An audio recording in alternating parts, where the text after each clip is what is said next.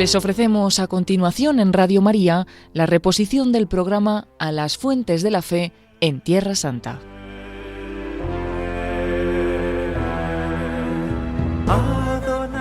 Se trata de un programa que dirige el padre Francesco Voltaccio.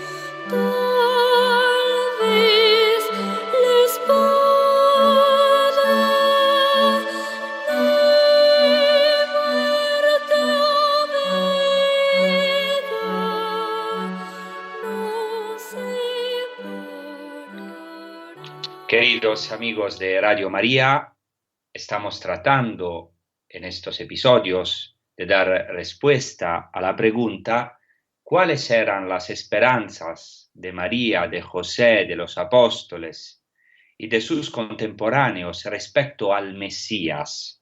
Y en los episodios anteriores vimos que había diferentes concepciones mesiánicas entre las diferentes corrientes judías, porque hay que entender bien que el judaísmo en tiempos de Jesús estaba lejos de ser monolítico, o sea, como tampoco lo es hoy en día, o sea, había diferentes corrientes y concepciones mesiánicas, o sea, alrededor del Mesías. Y hemos visto cómo la espera del Mesías triunfador, que debía triunfar sobre los enemigos y liberar al pueblo del yugo de los pecadores, en particular de los paganos romanos, cuyo dominio en aquel tiempo se hacía siempre más intolerable. O sea, este triunfo era sin duda lo que prevalecía en las concepciones mesiánicas. Si, por ejemplo, entendemos por qué Jesús tuvo que reprochar los dos discípulos de Emaús con estas palabras: «Oh insensatos y tardos de corazón para creer todo lo que dijeron los profetas». No era necesario que el Cristo padeciera eso y entrara así en su gloria.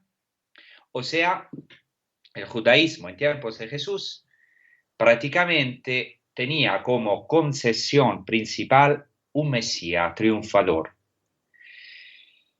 Esto es también nuestro problema existencial cotidiano. Tenemos el mismo problema de los dos de Emaús. O sea, ¿qué sentido tienen nuestros sufrimientos y los sufrimientos del Mesías? ¿Por qué el Mesías tenía que triunfar a través de los sufrimientos? ¿Y por qué nosotros también tenemos que triunfar en la vida a través y en nuestros sufrimientos? ¿Estos sufrimientos son de verdad necesarios? ¿No son un fatal error de Dios? Entonces, en la tradición judía hay pocos textos, solamente pocos textos, que hablan de una misteriosa figura de Mesías sufriente. Sobre la antigüedad de estos textos se sigue debatiendo vivamente, pero claramente no faltan alusiones ya en el Antiguo Testamento, en las escrituras judías, como por ejemplo en los cantos del siervo del Señor en Isaías, o en otros pasos de Zacarías o de las Lamentaciones, que presentan la figura de un justo que sufre y que mediante su muerte expiatoria trae la salvación al pueblo, y así, y solamente así, llega a ser luz de las gentes. Porque los judíos son llamados a ser, desde el comienzo, desde Abraham, a ser luz para los gentiles, para todas las naciones. Entonces, en la tradición judía hay algunos textos, aunque no numerosos, o en cualquier caso al margen de la literatura rabínica, que son preciosos y que nos iluminan al respecto de un Mesías sufriente. Por ejemplo, el Talmud, que recoge un poquito todas las tradiciones rabínicas de los primeros siglos de la era cristiana, el Talmud contiene algunas referencias a un Mesías hijo de José, en hebreo Mashiach ben Yosef. El Targum, que es la traducción en arameo del Antiguo Testamento hebreo, llama a este personaje mesiánico Mesías hijo de Efraín, no hijo de José, sino hijo de Efraín. Y también este mismo nombre es presente en la literatura midrásica. Vamos a hacer algunos ejemplos. Un texto del Talmud recogido en el Tratado Sukkah hace una clara referencia a la muerte de este Mesías, hijo de José, porque el Mesías, hijo de José o hijo de Efraín, tiene que triunfar en la guerra final escatológica, pero en algunos textos a través de los sufrimientos. Entonces, en este texto talmúdico hay una discusión entre algunos rabinos sobre un texto de Zacarías, una profecía. En este texto de Zacarías 12 se profetiza una misteriosa lamentación por la muerte de un primogénito. Se dice así, está hablando Dios a través de su profeta, de Zacarías: mirarán hacia mí aquel a quien traspasaron, harán lamentación por hijo único y le llorarán amargamente como se llora amargamente a un primogénito.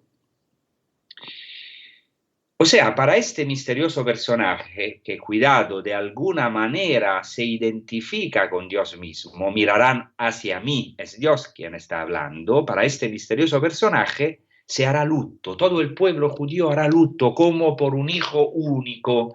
Se utiliza en hebreo la palabra yahid, único, pero es muy interesante que en griego se utiliza la palabra monogenes, primogénito o unigénito. ¿Cómo se interpreta este paso del profeta Zacarías en la tradición judía? Entonces, en el Talmud los rabinos se preguntan: ¿cuál es la causa del lamento en este versículo? O sea, ¿por qué lloran? ¿Por qué harán lamentación? La respuesta no es unánime, o sea, hay una discusión, como frecuentemente podemos ver en el Talmud o en la Mishnah. Rabbi Dosa y otros rabinos no están de acuerdo sobre este punto. Uno dice, o sea, Rabbi Dosa dice, por el Mesías hijo de José que ha sido asesinado. O sea, lloran y se lamentan por el Mesías hijo de José que ha sido asesinado. Otro rabino dice, por la mala inclinación, que fue muerta. Sin embargo, así concluye el Talmud, tiene razón quien ha dicho por el Mesías hijo de José que ha sido asesinado, porque está escrito, mirarán hacia mí, en cuanto a aquel a quien traspasaron, harán lamentación por hijo único y le llorarán amargamente, como se llora amargamente a un primogénito. Y concluye el Talmud, ¿por qué deberían llorar si se tratase de la muerte de la mala inclinación? Esto sería motivo de alegría y no de lamento. Entonces, el Talmud dice claramente que este lamento de Zacarías es el lamento para la muerte del Mesías. Impresionante. Otro texto contenido en la Tosefta, o sea, una adición al Targum de Zacarías, presenta la figura de un Mesías hijo de Efraín en la batalla escatológica final. Ahora, tengo que decir que en los textos el Mesías sufriente o que va hacia la muerte es llamado hijo de José o hijo de Efraín. O sea, son equivalentes estos nombres, hijo de José o hijo de Efraín. ¿Por qué son equivalentes esos nombres? Porque Efraín es el hijo elegido de José. Entonces, hijo de Efraín quiere decir también hijo de José. Entonces, según este texto targúmico, que es un texto judío claramente, el Mesías tiene que morir. Y hay un misterioso personaje que se llama Gog, que lo mata a las puertas de Jerusalén y es traspasado por los paganos fuera de la ciudad.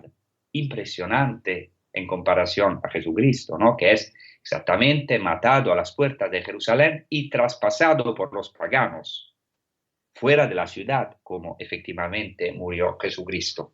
Cito este texto judío del Targum, dice así: derramaré sobre la casa de David y los habitantes de Jerusalén un espíritu de profecía y la oración de justicia, y después de esto el Mesías, hijo de Efraín, subirá a entablar batalla contra Gog, pero Gog lo matará a las puertas de Jerusalén, y vendrán a mí como locos, y me preguntarán por qué los paganos han traspasado al Mesías, hijo de Efraín, y harán lamentación por hijo único, como el padre y la madre lloran por el hijo único, y le llorarán amargamente como se llora amargamente a un primogénito. Este texto es impresionante. Habla hasta de la madre que va a llorar por el hijo único.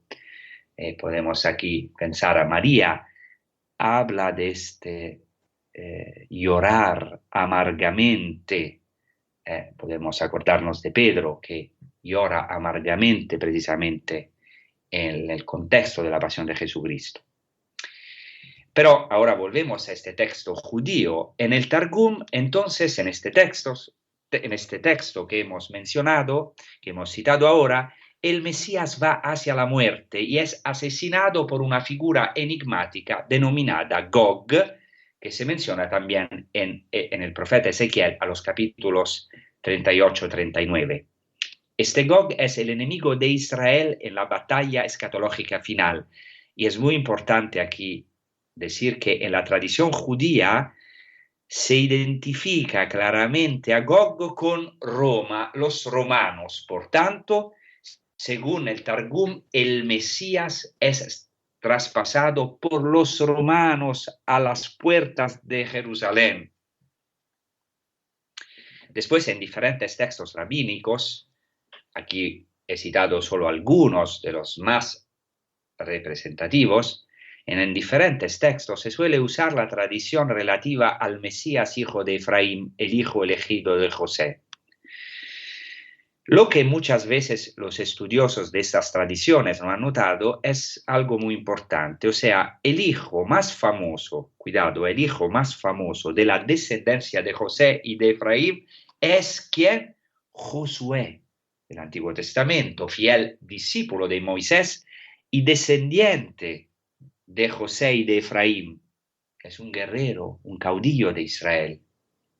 Y Josué ha hecho entrar a Israel en la tierra prometida y ha conquistado sus ciudades.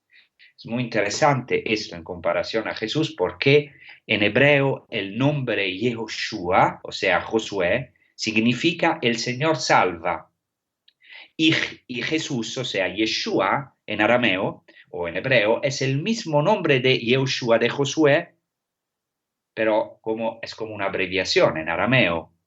Y más aún, el griego Jesús traduce ambos nombres, sea Josué que Jesús. Es decir, que en griego Josué y Jesús se llaman con el mismo nombre griego, Jesús.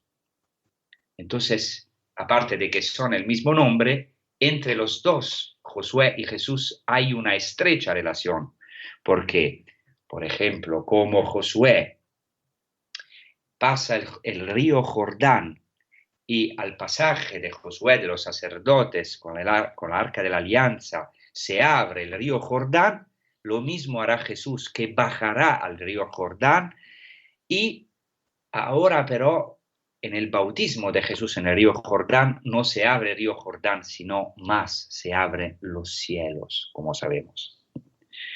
Entonces, en la tradición judía, el Mesías hijo de José o hijo de Efraín es exactamente como el Josué que viene de esta tribu, un guerrero destinado a entablar la batalla final. Entonces, el Mesías hijo de José será también él un guerrero, un caudillo, que irá a combatir contra Gog, o sea, contra de Roma, para liberar a Israel. Entonces será un Mesías victorioso que, sin embargo, como se afirma en el paso ahora citado, será asesinado en la batalla. el Mesías es el personaje traspasado descrito en Zacarías, hacia el cual todos mirarán y sus sufrimientos serán salvíficos para el pueblo. Esto es un texto judío.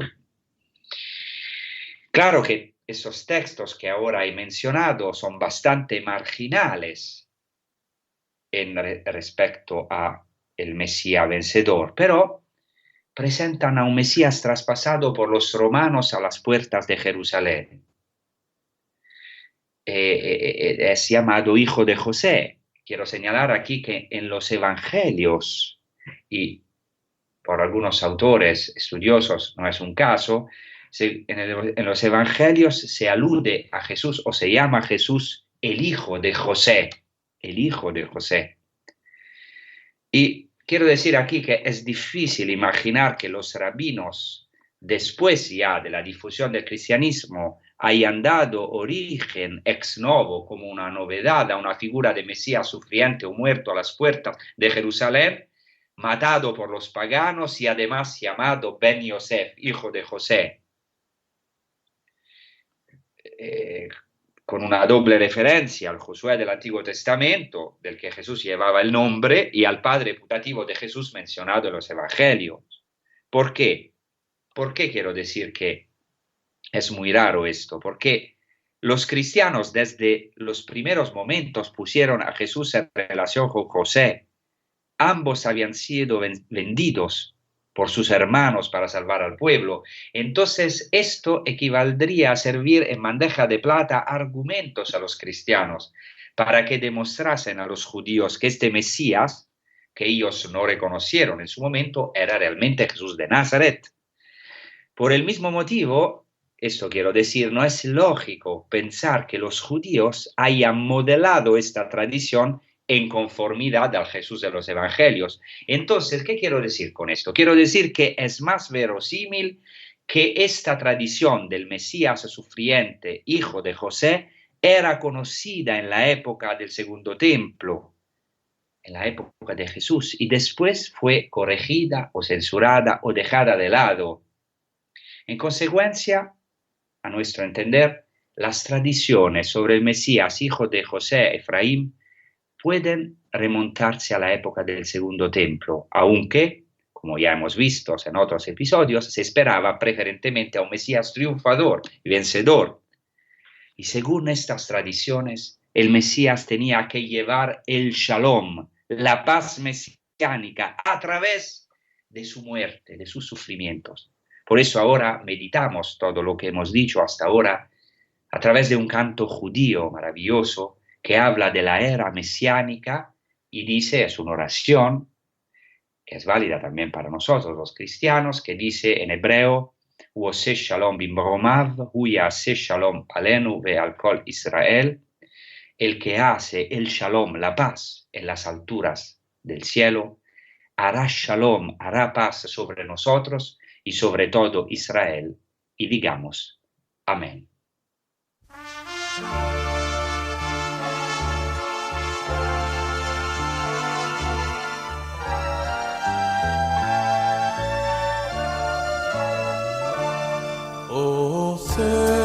Shalom Roma,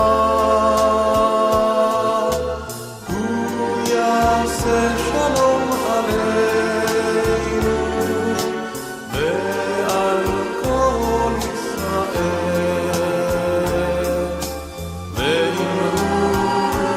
Ve'imru Amen.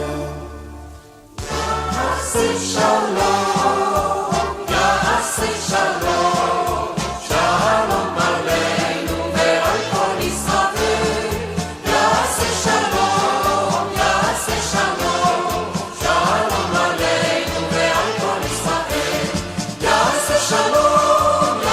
Shalom.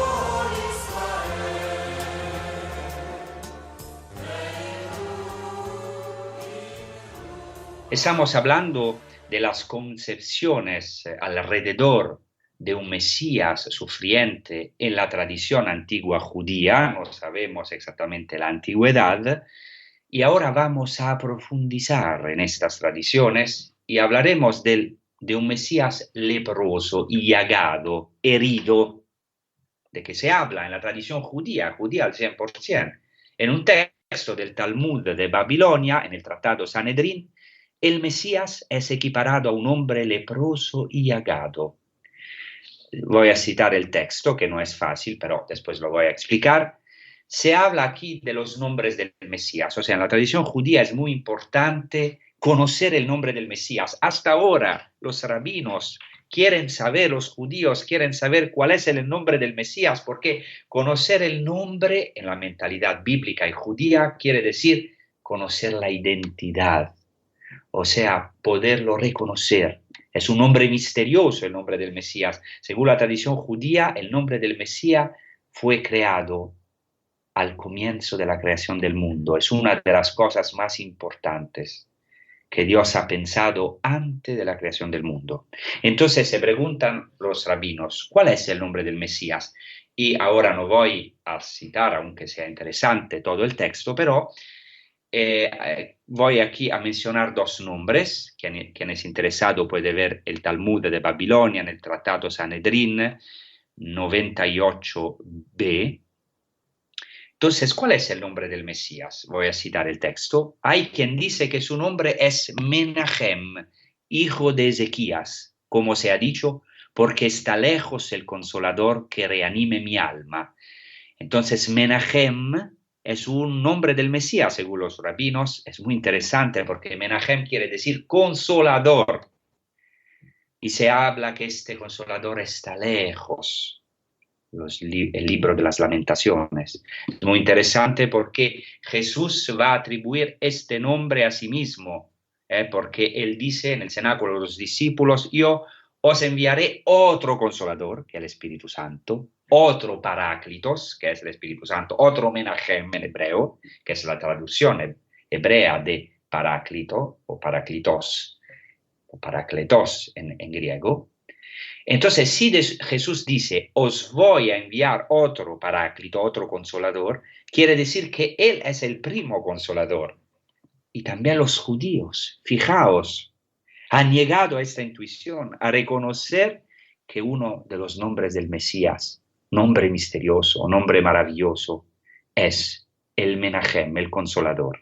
Pero ahora vamos a otro nombre. Los rabinos afirman que el nombre del Mesías es, cito, el leproso de la escuela de Rabbi Yehuda Anasí, como se ha dicho, y con todo eran nuestras dolencias las que él llevaba, y nuestros dolores los que soportaba. Nosotros le tuvimos por azotado, herido de Dios y humillado. O sea, se menciona aquí un versículo del servo sufriente de Isaías 53, 4. Entonces es muy interesante este texto. ¿Por qué? Porque en el Talmud, que es un texto normativo para los judíos, se interpreta el siervo sufriente en sentido netamente mesiánico y se hace referencia al término hebreo nagua, que es utilizado exactamente en Isaías 53, que quiere decir literalmente herido. Nosotros le tuvimos por azotado, herido.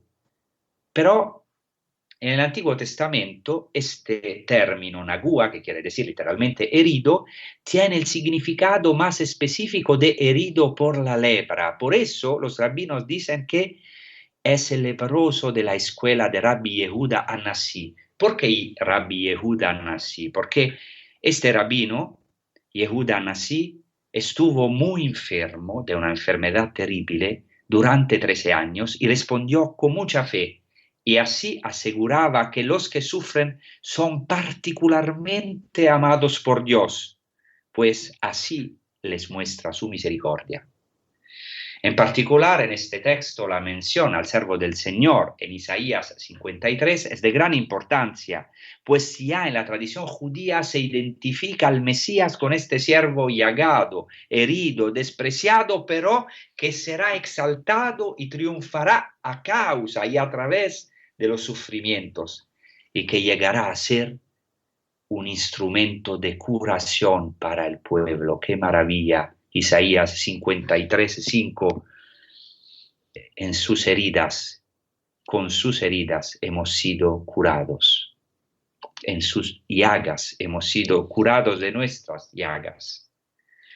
En la tradición rabínica hay un debate sobre la identificación del siervo del Señor, hasta el punto de que algunos rabinos ven en el siervo del Señor a todo el pueblo de Israel y no al Mesías. Es una tradición polémica también en frente de los cristianos, que se opone a los cristianos. Al contrario, pero, en este texto talmúdico recién mencionado, el Mesías es claramente el siervo del Señor herido y por tanto herido por la lepra.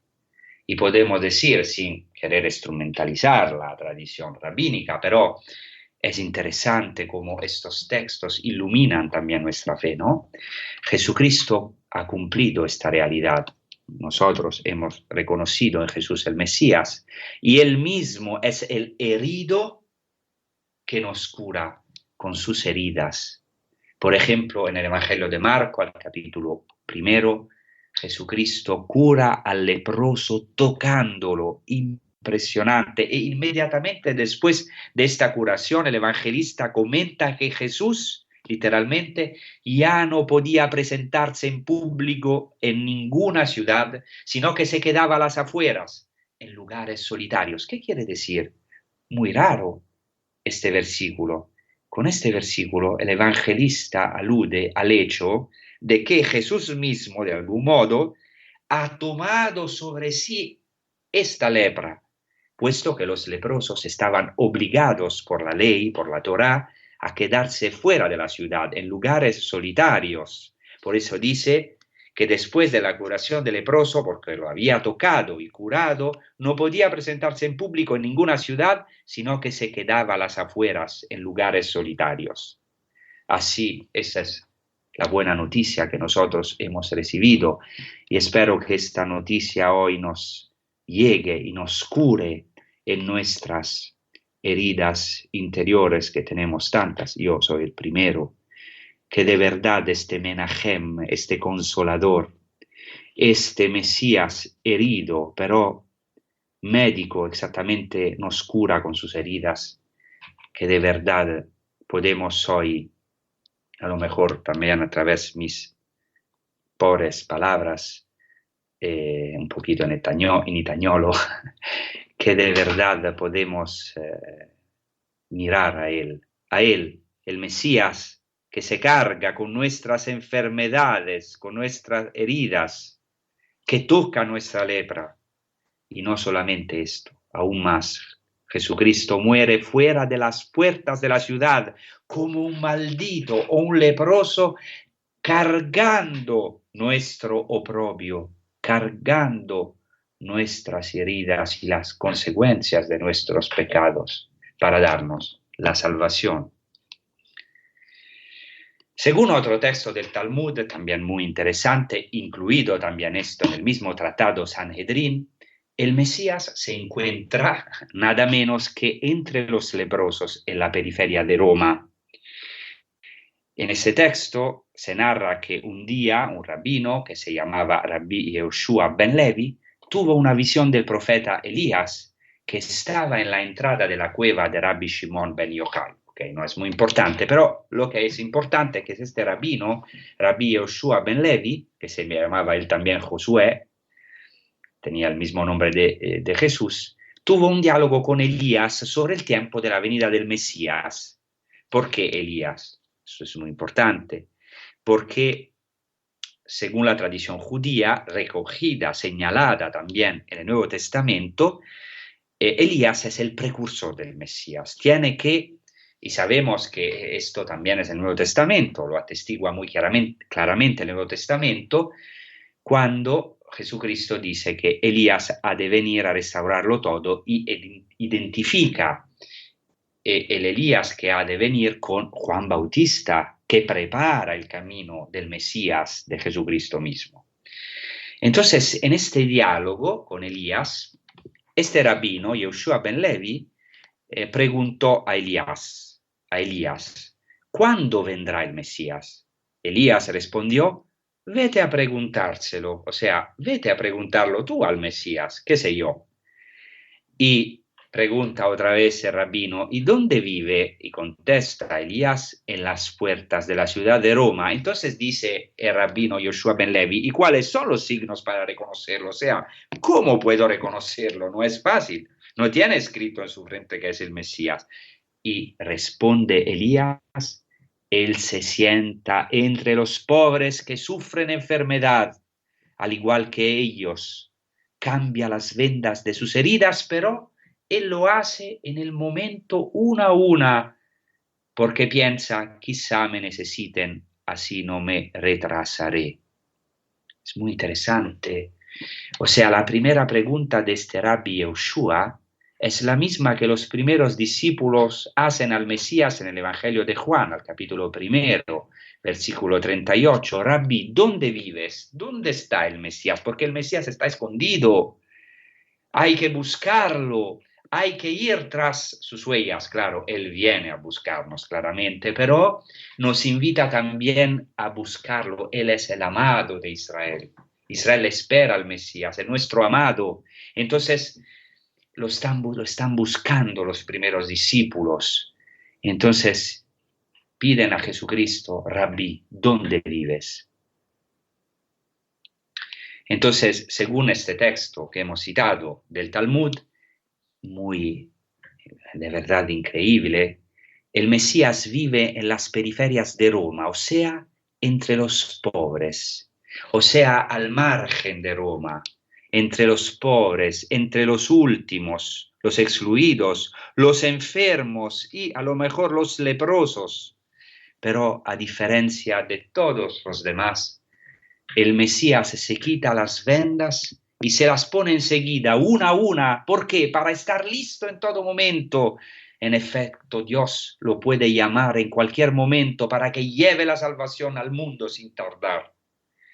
El Mesías, pues, se encuentra entre los enfermos, no en el centro del Imperio Romano, sino en la periferia, como nos dice también el Papa Francisco, a las puertas de Roma, pero está listo para salvarnos, está escondido, está ignorado, despreciado, enfermo y agado, pero a pesar de todo esto, tiene un deseo y está siempre listo para venir a curar nuestras llagas. En otro texto, que es un midrash, o sea, una explicación de la escritura, un midrash que se llama Yalkut Shimoni, que es un midrash, una explicación exegética sobre Isaías, o sea, una interpretación de Isaías. En este midrash Yalkut Shimoni se encuentra un diálogo entre el Señor y su Mesías. Vamos a leerlo porque es muy interesante también. Dios se dirige a él con las siguientes palabras, o sea, se dirige al Mesías y le dice así: aquellos cuyas iniquidades han sido sepultadas contigo están destinados a someterte con un yugo de hierro y te reducirán como a un ternero cuyos ojos están cegados y sofocarán tu espíritu bajo el yugo. A causa de sus pecados, tu lengua se pegará al paladar. Y termina Dios, que habla al Mesías: ¿es esto lo que deseas? O sea, te van a someter con un yugo de hierro. Muy interesante el yugo, porque sabemos que Jesucristo se cargó este yugo, que es la cruz, y te van a sacrificar como un ternero. ¿Es esto lo que deseas?, dice Dios al Mesías. ¿Qué responde el Mesías? Responde así a Dios: Rey del universo, yo acepto todo esto para que ningún judío se pierda. Esto es el amor del Mesías hacia su pueblo, hacia nosotros y especialmente hacia los judíos, que también nosotros queremos, porque son nuestros hermanos mayores, nuestros padres en la fe. Pero ahora volvemos a este Midrash, que es un texto judío al 100%. Según este texto midrásico, el Mesías, ofreciéndose libremente a su pasión, toma sobre sí el yugo y acepta ser despreciado para que el pueblo se salve, para que ningún judío se pierda. Es impresionante la similitud entre esta expresión del Midrash y las palabras de Jesús en el Evangelio de Juan, en su oración sacerdotal final, en el capítulo 17 de Juan, pronunciada justamente antes de su pasión, cuando se ofrece al Padre, como en este texto midrásico. Y dice así en su oración sacerdotal Jesús al Padre, referencia a sus discípulos que están presentes a esta oración en el cenáculo, dice Jesús: cuando estaba yo con ellos, cuidaba en tu nombre a los que me habías dado, he velado por ellos y ninguno se ha perdido, salvo el hijo de la perdición, para que se cumpliera la escritura.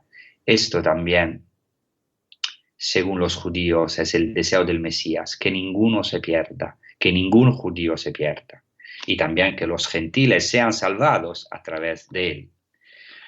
Otro texto contenido en el Zohar, que es un texto más místico, presenta al Mesías también como uno que toma sobre sí las dolencias y los castigos del pueblo.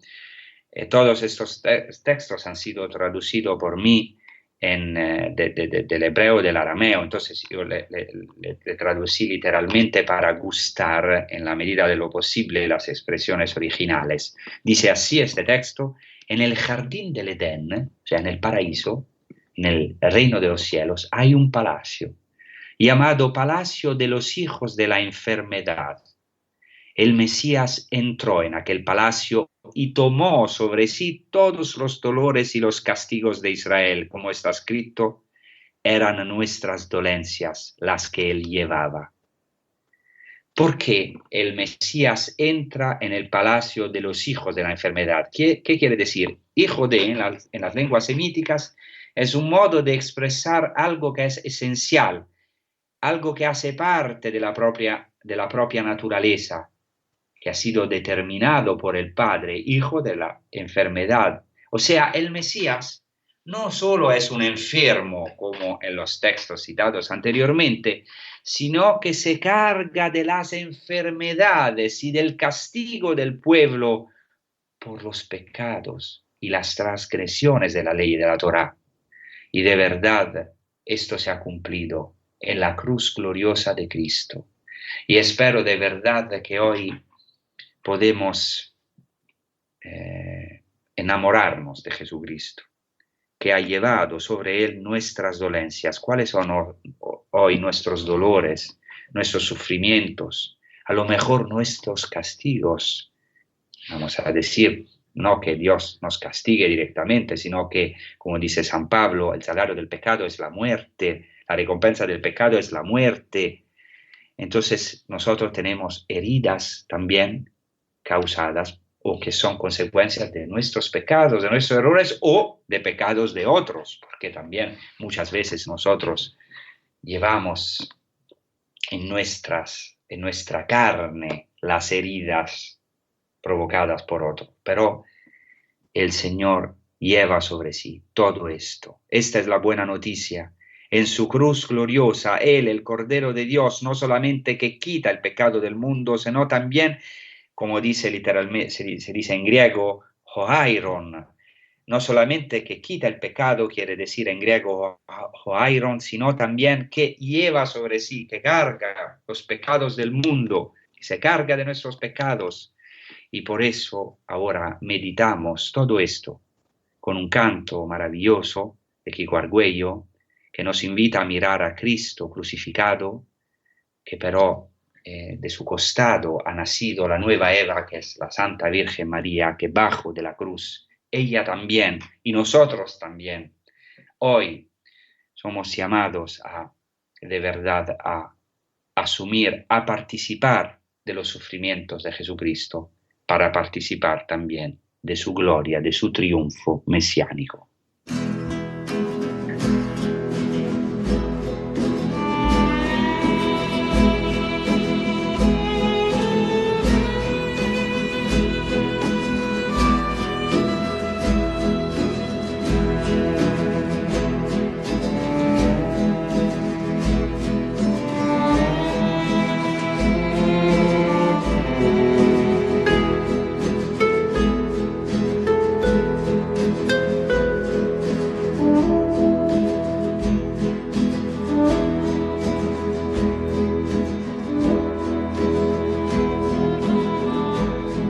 Mujer, he ahí a tu hijo.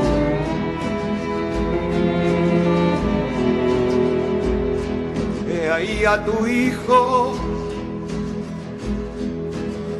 He ahí a tu hijo.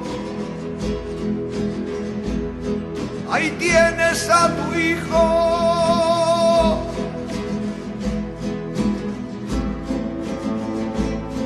Ahí tienes a tu madre.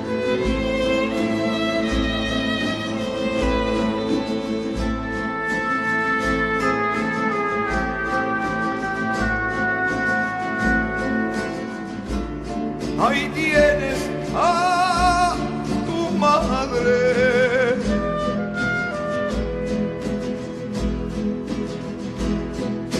María, madre mía.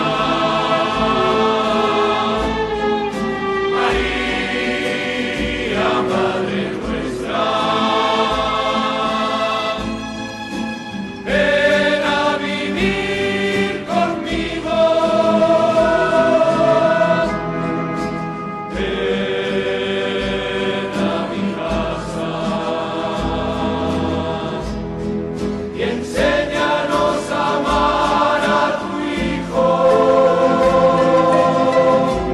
como lo has amado tú. Y enséñanos a amar a tu hijo como lo has amado tú.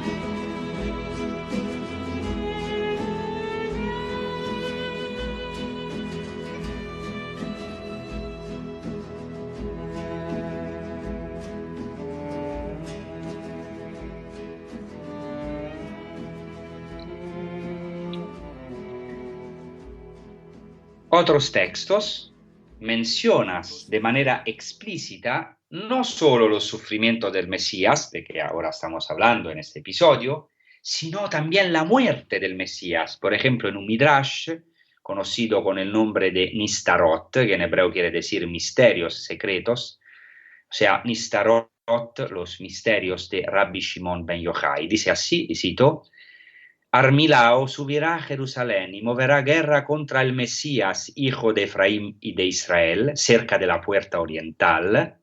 Es interesante porque Jesucristo fue arrestado en el Getsemaní, que está cerca de la puerta oriental, como se ha dicho. Voy ahora a citar el texto, a seguir con la citación del texto: mirarán hacia mí, a aquel a quien traspasaron, y allí morirá el Mesías, hijo de Efraín, e Israel hará el lamento por él. Después de esto, el Santo, bendito sea, les revelará al Mesías, hijo de David e Israel, pero lo querrán lapidar, diciendo: tú has dicho falsedades, porque el Mesías ya ha sido asesinado y no hay ningún otro Mesías que surja después de él. Y lo despreciarán, como se ha dicho, despreciado y deshecho de los hombres. Pero él se girará y se esconderá de ellos, como está dicho, como uno ante quien se oculta el rostro. Impresionante, que también a Jesucristo quisieron lapidarlo y él se escondió de los que querían lapidarlo. La tradición relativa a la muerte del Mesías entró también en la liturgia judía. y muchos esto no lo saben. Por ejemplo, en un piut, se llama piut, que es un poema litúrgico judío, que hasta hoy los judíos rezan en el día del Yom Kippur, el gran día de la expiación, se recita así, se dice así: el Mesías, nuestra justicia, se ha ido de entre nosotros, nos ha invadido el terror, y no hay quien nos justifique. Él ha tomado sobre sí nuestras iniquidades y el yugo de nuestras culpas. Se le hirió por nuestra culpa, llevó sobre su espalda nuestros pecados. Pueda Él encontrar el perdón por nuestras iniquidades. Fuimos curados por sus heridas en el tiempo en que el Eterno hará de Él una nueva criatura. Hazlo subir desde el centro de la tierra. Levántalo desde Seir para reunirnos una segunda vez sobre el monte Líbano, o sea, el monte del templo. Esta oración judía es impresionante. Podemos ver que los judíos, como dice San Pablo, tienen todo. Tienen todo: la alianza, la elección, la ley, la Torá, las tradiciones. Le falta a la mayoría de los judíos el Mesías, pero es impresionante este texto porque esta oración judía parece aludir al hecho que el Mesías ya haya muerto o al menos haya sido herido y haya escondido su rostro al pueblo, como se dice en Isaías, ante quien se vuelve el rostro, como uno ante quien se oculta el rostro. Y el pueblo mismo, según esta oración, será justificado y curado por el Mesías, que es llamado nuestra justicia, y Dios hará del Mesías una criatura nueva, en el sentido, puede ser que se alude a la resurrección de la muerte, porque se dice, pueda Él encontrar el perdón por nuestras iniquidades y hazlo subir desde el centro de la tierra. Por eso los primeros judíos cristianos veían como centro de la tierra Jerusalén y justamente el Santo Sepulcro, el Gólgota y el Santo Sepulcro. Cristo subió desde el centro de la tierra, desde el Gólgota, desde el Santo Sepulcro resucitó para reunirnos una segunda vez, para reunir los discípulos dispersos después de su pasión, como sabemos, y para reunir todos nosotros que éramos perdidos como un rebaño sin pastor. Así podemos concluir.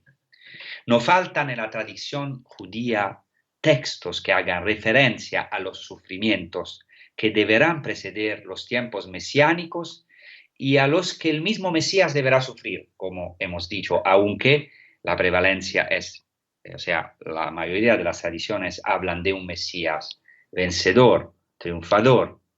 Y todo esto se basa en el Antiguo Testamento. Hay muchos textos bíblicos relativos a los padres de Israel, como por ejemplo Abraham, que tuvo que sufrir muchas pruebas, 10 según la tradición judía, de entre las cuales la prueba más grande fue la petición que Dios hizo del sacrificio de su hijo Isaac. También Isaac, según una tradición que se remonta a la época de Jesús, la famosa Akedah, que quiere decir la atadura de Isaac, fue atado y se ofreció al padre Abraham y a Dios y se hizo atar en el lugar del futuro templo, en el centro del mundo, según la tradición judía. Después también Jacob fue exiliado a causa del hermano, pero consolado por Dios. Y después José fue rechazado y vendido por los hermanos, pero exaltado por Dios. Moisés fue solidario con los sufrimientos del pueblo y Dios le exaltó. El siervo sufriente de Isaías 53. Jeremías, el profeta sufriente.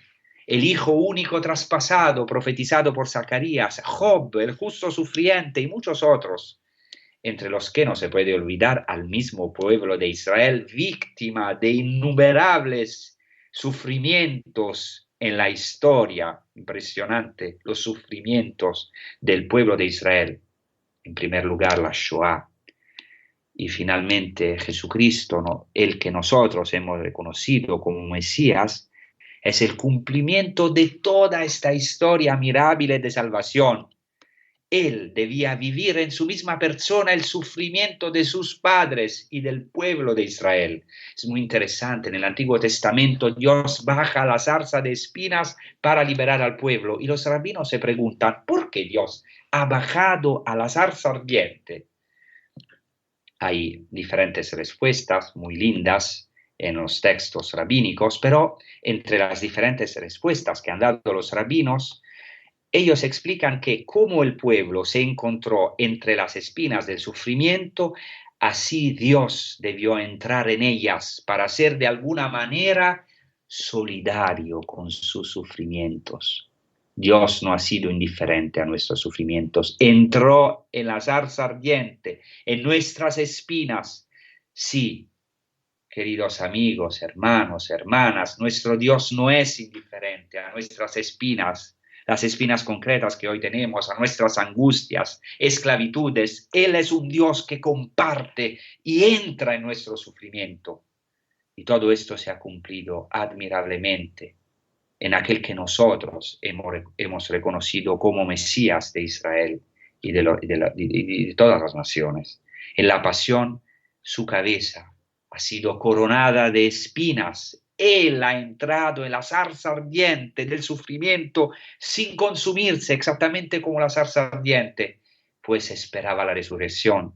Este descendimiento a la zarza tiene inicio ya en la encarnación de Cristo, cuando Jesús entra, baja en un pueblo con sus sufrimientos concretos, en un momento preciso de la historia, en los pliegues y en las llagas de la humanidad, en nuestros pliegues, en nuestras llagas, en nuestras heridas más profundas, para sanarlas. Hay esperanza para nosotros, porque el Señor nos ha enviado un Mesías, que es el Hijo de Dios, que es Jesucristo. Ahora quiero terminar este episodio, que pueden escuchar como los otros episodios en el sitio internet de los podcasts de Radio María España, en el sitio oficial de Radio María España. Terminamos este episodio con un canto, Stabat Mater Dolorosa, o sea, en latín, la Madre Dolorosa que estaba bajo de la cruz, la Madre de Dios, la Santa Virgen María, tuvo, como nosotros, que participar a los sufrimientos de Cristo para compartir también su gloria. Y esta es la buena noticia, que nuestras heridas pueden ser transfiguradas, las heridas más profundas, como las llagas de Cristo, pueden ser transfiguradas. ¿No acaso Jesucristo aparece en el cenáculo resucitado con sus llagas para decirnos: yo no he venido para quitar estas llagas, sino para transfigurarlas? Y podemos salvar mucha gente a través de nuestras heridas transfiguradas, porque esto está esperando el mundo. Os pido entonces oraciones para Tierra Santa, para sus heridas, para que sean transfiguradas como las de Cristo, y nosotros también rezamos por vosotros en los lugares santos. Y os deseo una feliz continuación con los programas de Radio María. Muchas gracias. Hasta la próxima. Así finaliza en Radio María la reposición del programa A las Fuentes de la Fe en Tierra Santa, un programa que dirige en Radio María el padre Francesco Voltaccio. Adonai